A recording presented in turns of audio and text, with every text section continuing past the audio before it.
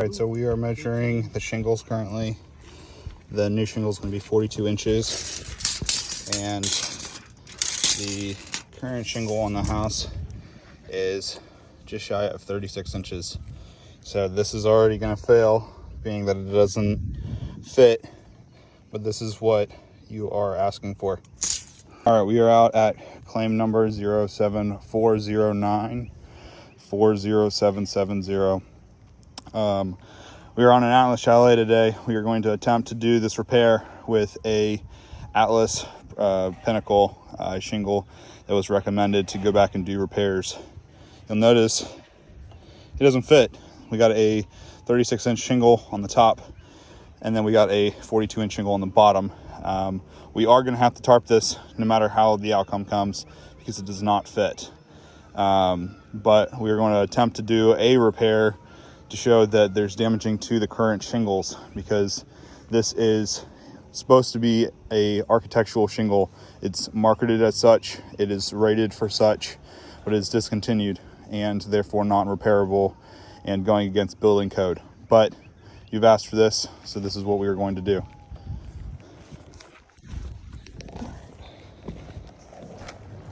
Typically, you ask that we use a roof snake, but you'll notice that the roof snake is incredibly thick, creating more damages to the area. So I go back with a claw green that is much thinner. I'll take pictures, because this is found to not damage the surface area near as much. So we will disregard using the roof snake today, as it creates more damages. This is there. In order for me to take this shingle out, I need to manipulate this row of shingles and this row of shingles, because there's nails in these two rows that are holding this shingle to the house.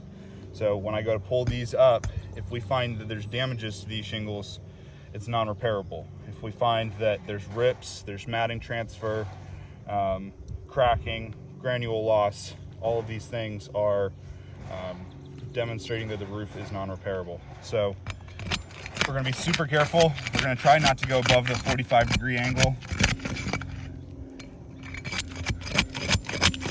This is sealed up pretty good.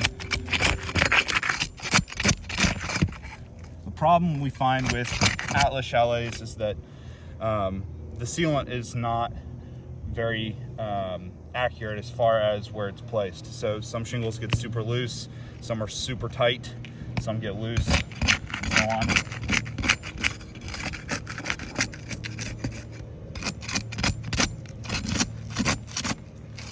This is really stuck. There it is. All right, so this is the damaged shingle right here. It's on a hinging effect. It's got granule loss and wind damage. This is why we picked this section right here. Those are still sealed.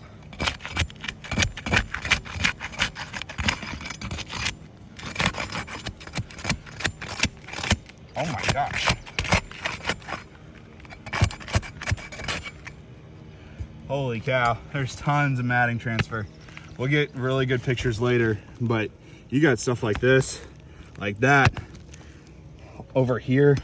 It's chunks, which means this one's that, got a big chunk right here. Yeah, absolutely. It's actually going through the shingle completely. Yeah, you can see the matting transfer. Which means that none of this is gonna reseal. This is the shingle we're pulling out, but we're not pulling these shingles out. But because there's matting transfer, we're no longer gonna be able to get this to reseal, because it is against building code to put sealant underneath these shingles. They're supposed to re-adhere on their own. But like, this is going all the way through the shingle to the other shingle. It's super problematic. All right.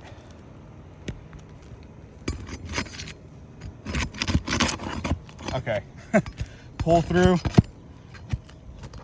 This one's not pulling through, but this one pulled through, which means that the shingle's already too brittle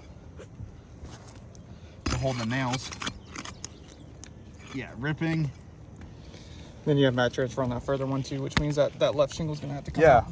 right, which means this one is. So yeah. Essentially, as we keep doing this repair, every shingle that we're touching right now is getting damaged and not being able to reseal, which means that essentially I'd be individually replacing every single shingle on this roof until the entire roof is replaced, for it to be back to building code, back to manufacturer's spec install. This is super problematic. I'm not even going to perform taking any more shingles out because we're going to create more damages. There's no point to try to go any further with this. We are going to tarp this because now all these shingles are super loose. Wind is just going to lift these up and put water in the house, so we have to tarp this in order for it to be completely dried in. So this is what you guys asked for. Don't recommend that we do this. There you go.